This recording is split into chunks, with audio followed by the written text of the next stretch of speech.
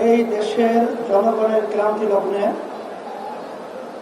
আমরা আজকে একত্রিত হতে পেরেছি। শুকরিয়াতন বলি আলহামদুলিল্লাহ।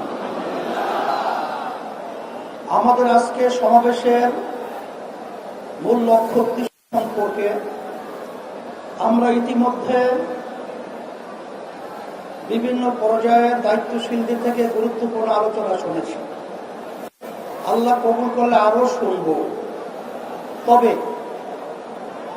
আপনাদের কাছে পরিষ্কারভাবে আমরা আপনাদের মাধ্যমে বর্তমানে অন্তর্বর্তীকালীন সরকারকে আমরা জানাতে চাই যে আজকে আমরা রাজপথে একত্রিত হয়েছি কি দাবিগুলো আদায়ের জন্য।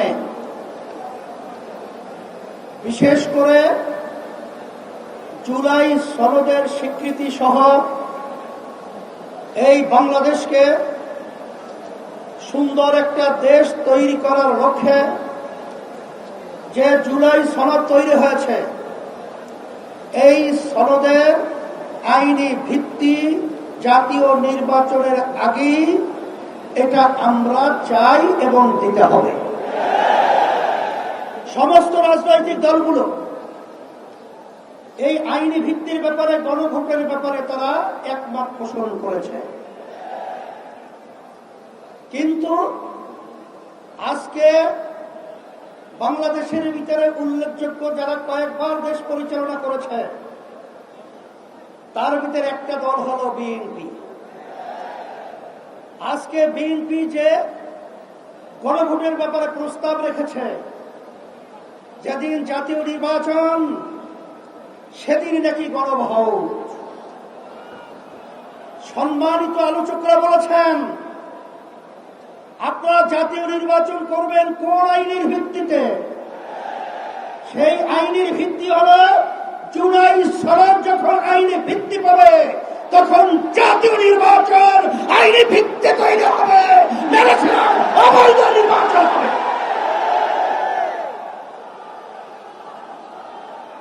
আজকে আমরা দেখেছি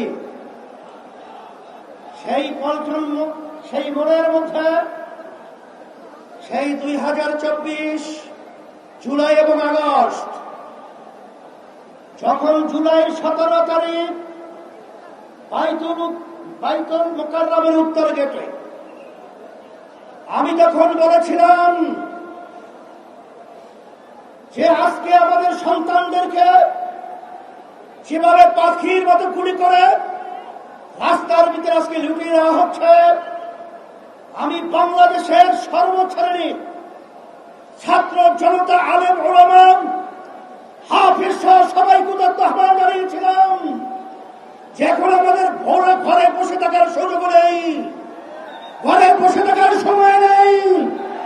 আমরা আজকে রাস্তায় আসবো, ফ্যাসিস্টকে উৎখাত করব, বাংলার জমি থেকে কাঁটাতারের উপরে নিক্ষেপ করব।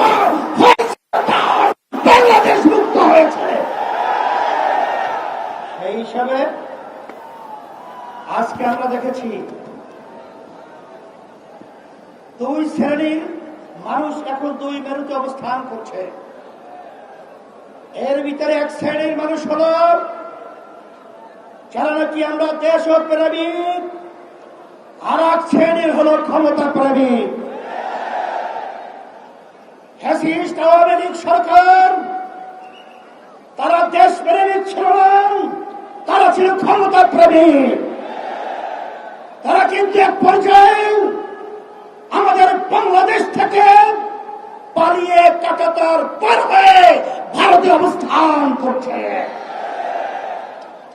নব্য যারা ফ্যাসিস্ট হওয়ার চিন্তা করছেন, যারা গণভোট নিয়ে নির্বাচনের আগে যাওয়ার ব্যাপারে তালবাহারা করছেন, আমি তাদেরকে উদ্দেশ্য করে বলতে চাই আজকে বাংলাদেশের ছাত্র জনতা, সর্বশ্রেণীর মানুষ আজকে জুলাই ভিত্তিক আইনি সর্বপ্রথম চায়, তারপর জাতীয় নির্বাচন চায়।